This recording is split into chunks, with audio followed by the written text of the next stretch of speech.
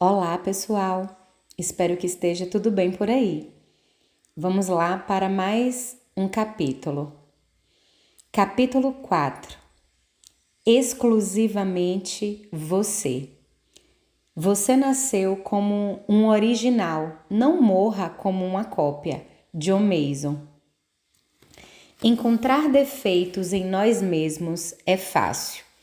As pessoas que nos cercam podem ser rápidas em apontar nossos erros. E nosso inimigo, o diabo, com certeza nos lembra deles. Mas não temos de acreditar em tudo que as pessoas ou o inimigo possam nos dizer. Devemos comparar tudo com o que cremos com a palavra de Deus para ver se é verdade ou não. Deus criou cada um de nós e, de acordo com o Salmo 139, ele fez isso com muito cuidado. Deus não comete erro e todas as suas obras são maravilhosas. Isso significa que você é maravilhoso. Sim, mesmo com suas falhas, Deus vê você como maravilhoso. Ele não apenas vê o que você está fazendo agora, mas o que é mais importante, ele sabe o que você pode fazer e fará no futuro à medida que você permitir que ele trabalhe com você e em você. Deus vê o fim desde o começo. Desde o princípio, anuncio o que há de acontecer e desde a antiguidade, as coisas que ainda não sucederam. Que digo, meu conselho permanecerá de pé, farei toda a minha vontade. Isaías 46:10. Deus sabe qual é a vontade dele para você, e se você concordar e cooperar com ele, ela acontecerá. Os propósitos de Deus sempre se cumprem. Ele começou uma boa obra em você e vai completá-la. Por meio do seu relacionamento pessoal com Deus e do estudo da palavra, você está pouco a pouco crescendo espiritualmente e sendo transformado à imagem de Jesus Cristo. Para ser o seu eu único, você precisa estar disposto a seguir a direção do Espírito Santo que está em seu coração, em vez de sempre contar com outras pessoas para lhe dizerem o que fazer. O ser humano é rápido em dar conselhos, mas isso não significa que é o conselho certo para você. Em alguns casos, ouvir conselhos é sábio, mas mesmo assim precisamos ter certeza de que eles vêm de Deus. A palavra nos diz para não recebermos conselhos dos ímpios. Salmos 1:1. Deixe Deus guiar você. Em vez de pensar que você não pode ouvir Deus ou temer de alguma maneira perder sua orientação, seja positivo. Acredite que você ouve o Senhor e que, se sentir falta dele, ele o encontrará. Deus nos encontra onde estamos e nos ajuda a chegar aonde deveríamos estar.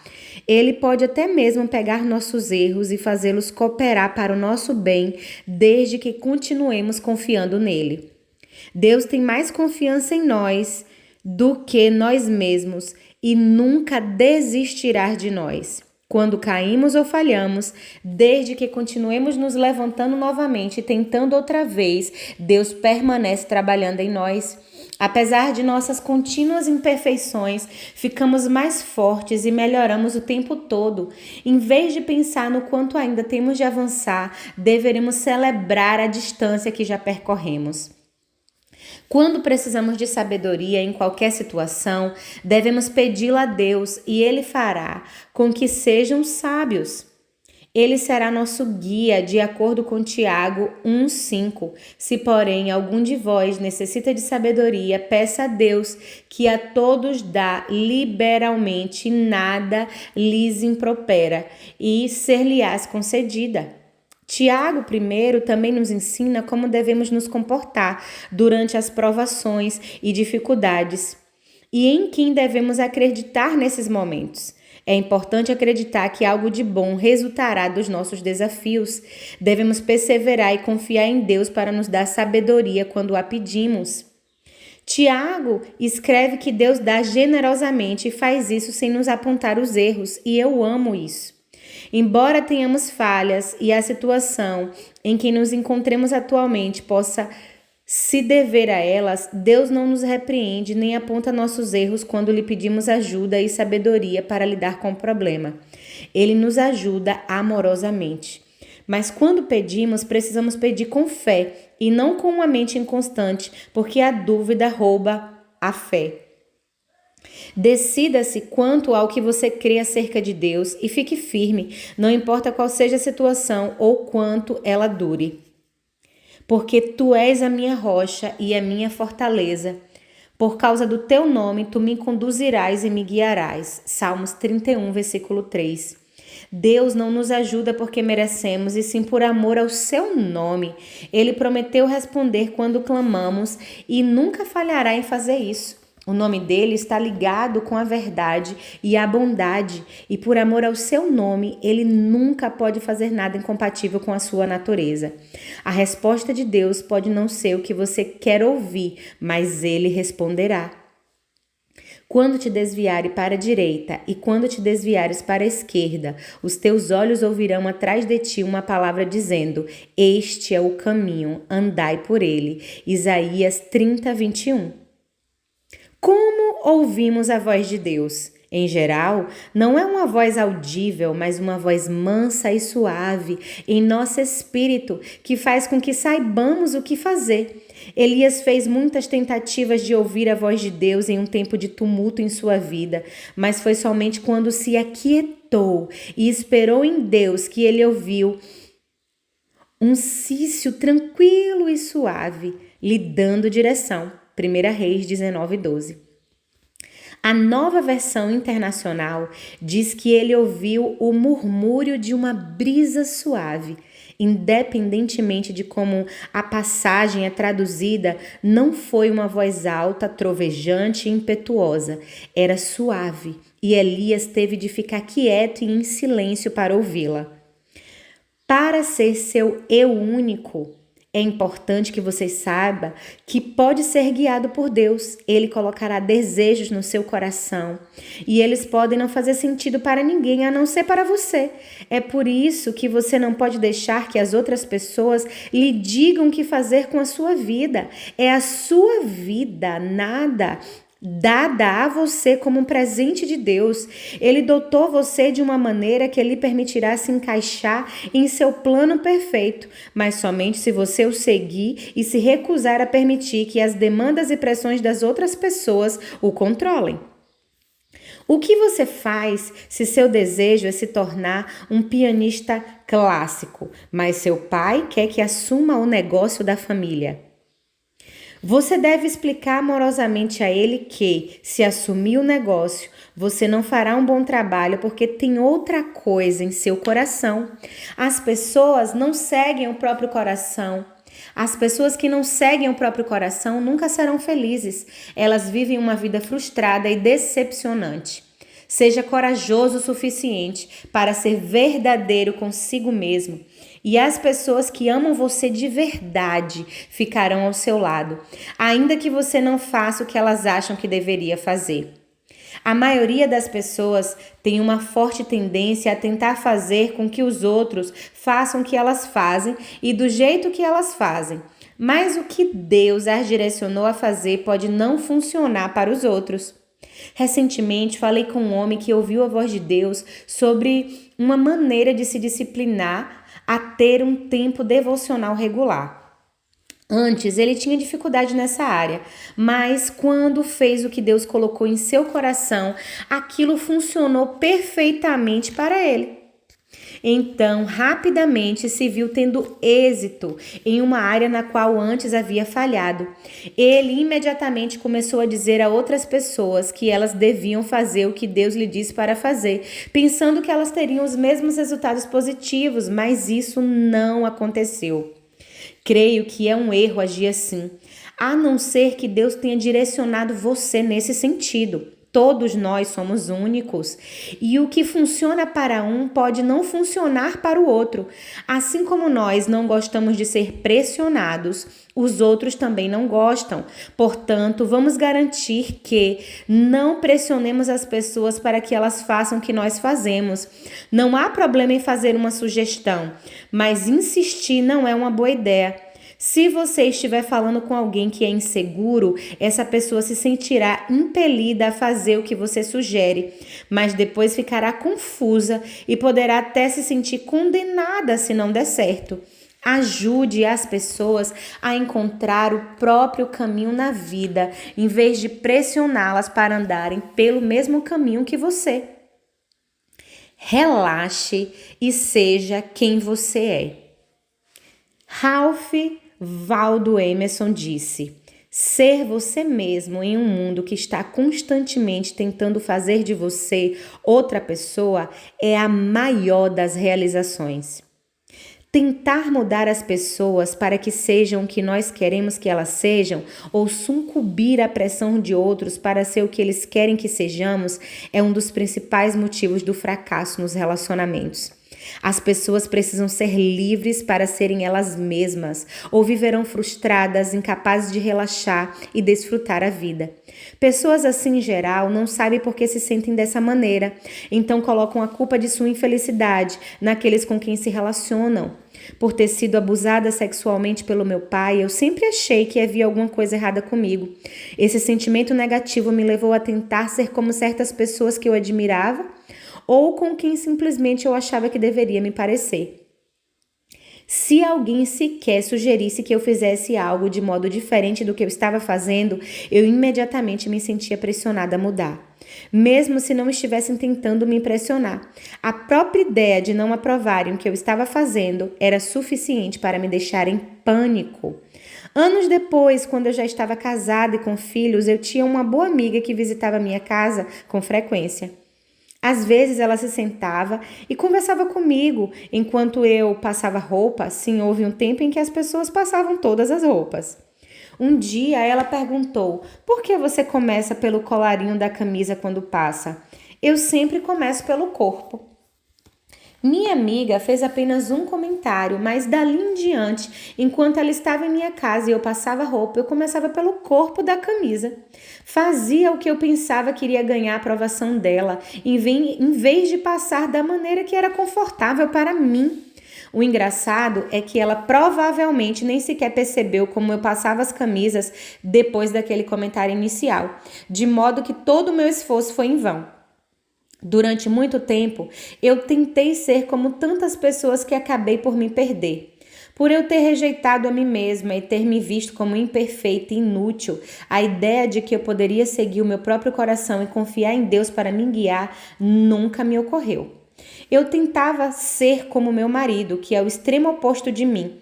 Eu tentava ser como uma amiga que tinha talentos que eu não tinha. Em seu jardim, ela plantava tomates e outros vegetais. Então, eu tentei ter um jardim.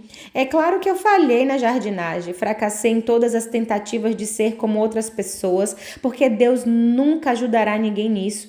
Ele não nos criou para sermos cópias, mas para sermos nosso próprio eu, autêntico e único. Naquele tempo, eu culpava a todos pela minha infelicidade e pensava que se eles simplesmente mudassem, eu seria feliz. Mas Deus me mostrou o verdadeiro problema: autodepreciação, culpa e comparação. Depois que aprendi a me aceitar e me amar, porque Deus me aceita e me ama, então eu pude começar a ser a pessoa única que Ele me criou para ser, sem me comparar com os outros. Lembro-me de uma época em que eu entrava em uma sala cheia de gente e imediatamente me sentia pressionada pela rejeição. Eu colocava a pessoa na sala que parecia estar recebendo mais atenção e a imitava. Eu me aproximava dela para ser aceita. Viver como um impostor é exaustivo e fico muito feliz de hoje entrar em qualquer sala e não sentir necessidade de impressionar ninguém. Eu desfruto completamente a liberdade de ser eu mesma. Se você ainda não chegou nesse ponto, espero que aprenda algumas lições neste livro que o ajudem nessa tarefa. Nunca somos verdadeiramente livres até não sentirmos mais necessidade de impressionar as outras pessoas e podermos estar à vontade apenas sendo nós mesmos. Ora, você não consegue fugir de si mesmo, nem por um instante. Em todos os lugares aonde você vai, ali está você. E se não gosta de si mesmo, você está destinado a uma vida de infelicidade. Tudo que precisa fazer é pensar em como é desagradável passar algumas horas com alguém de quem você realmente não gosta. Então começará a entender como estar consigo mesmo o tempo todo o afeta se você não gosta de si mesmo. Se você não gosta de si mesmo, isso afeta todas as áreas da sua vida e todas as decisões que você toma. Se não gosta de si mesmo e não se ama como Deus o ama, você está apenas a um passo da liberdade, um passo de fé. É um passo que você pode dar agora mesmo, simplesmente acreditando que a palavra de Deus é a verdade e que ela é verdadeira para você. O que você crê é a sua realidade. Tudo aquilo que você acredita que é o que você será. Por exemplo, se acredito que não sou digna de ser amada, me comportarei de uma maneira que me torna alguém difícil de ser amado. Entretanto, se creio que sou amável, me comportarei de uma maneira que atrairá as pessoas a mim e Deus me concederá favor junto a elas. Dedique algum tempo e realmente examine como você se sente e no que você acredita a respeito de si mesmo. Você nunca poderá chegar aonde quer estar se não reconhecer onde está agora. Concorde com Deus. Como duas pessoas podem andar juntas se elas não concordarem em fazer isso? Amós 3:3. Não podemos andar com Deus a não ser que tomemos a decisão de concordar com Ele sobre tudo o que Ele diz. Esta é uma decisão que tomamos voluntariamente. Se ainda não tomou essa decisão, você pode fazer isso agora mesmo. O dicionário online Merriam-Webster diz que parte da definição da palavra aceitar é receber algo oferecido voluntariamente. Deus nos oferece a aceitação e podemos usar nossa vontade para tomar uma decisão de receber essa aceitação agora mesmo e todos os dias em que vivemos. Ele nunca nos rejeita, ao contrário, até diz em sua palavra que aqueles que nos rejeitam, na verdade, o estão rejeitando. Lucas 10:16. Quero incentivar você a concordar com Deus quanto ao fato de que quando criou você, Ele criou algo bom. Viu Deus tudo quanto fizera, e eis que era muito bom, adequado, agradável. Houve tarde e manhã o sexto dia. Gênesis, capítulo 1, versículo 31. Deus escreveu todos os dias da nossa vida em seu livro antes mesmo de um só deles existir. Salmo 139:16. Isso significa que ele não apenas viu o bem que faríamos, como também viu cada pecado, cada erro, cada imperfeição e fraqueza que teríamos e ainda nos aceita e nos ama. Concorde com Deus agora mesmo e aceite a si mesmo. A rejeição a si mesmo não o ajuda a mudar, na verdade, multiplica a sua infelicidade. Aceitar a si mesmo onde você está e pedir a Deus para fazer de você o que Ele quer que você seja é o que Ele quer desse relacionamento. Deus disse a Jeremias que antes que o formasse no ventre, Ele o conheceu e o aprovou como seu instrumento escolhido. Jeremias 1:5. Sem dúvida, Jeremias cometeu erros e estava longe de ser perfeito, mas Deus viu seu coração. Um coração perfeito em alguém que comete erros é mais importante para Deus do que um bom desempenho que vem de um coração impuro. Tudo que Deus quer é o nosso amor e que reconheçamos nossos pecados. E Ele é rápido em nos perdoar e em não se lembrar mais deles. Hebreus 8:12. Aceitar a correção gera mudança. Deus nos aceita como somos e depois começa a fazer a obra de nos transformar para sermos a melhor versão de nós mesmos que podemos ser. Trata-se de um trabalho delicado que geralmente exige correção, porque o Senhor corrige a quem ama e açoita todo filho a quem recebe. Hebreus 12:6. Deus nos corrige devido ao seu amor por nós. Eu sou grata porque Ele me ama demais para me deixar como eu estou. E espero que você sinta o mesmo. Ele nos ajuda a crescer e a nos tornarmos mais semelhantes a Ele, um pouco de cada vez. Ele nos oferece em seu coração. Ele nos recebe em seu coração e nos valoriza. Seus métodos de disciplina e correção são perfeitos e o tempo dele é sempre perfeito. Ele nos revela coisas sobre nós mesmos quando estamos prontos para recebê-las e prontos para mudar. Fiz algo ontem à noite que ofendeu certa pessoa e eu soube imediatamente que Deus não ficou satisfeito com o meu comportamento. Eu me desculpei com ela, mas sabia que Deus ainda trataria comigo acerca da situação. Não foi a primeira vez que Ele me corrigiu acerca de um incidente semelhante. Algumas vezes a minha boca se move mais depressa que o meu cérebro e falo asperamente. Embora eu não pretenda ofender ou magoar as pessoas, eu acabo fazendo. Eu poderia dizer, bem, elas não deveriam se ofender. Entretanto, eu devo assumir a responsabilidade pelos meus erros e pedir a Deus para não apenas me perdoar, mas também me transformar. O que significa dizer que Deus ainda trataria comigo com relação a essa situação?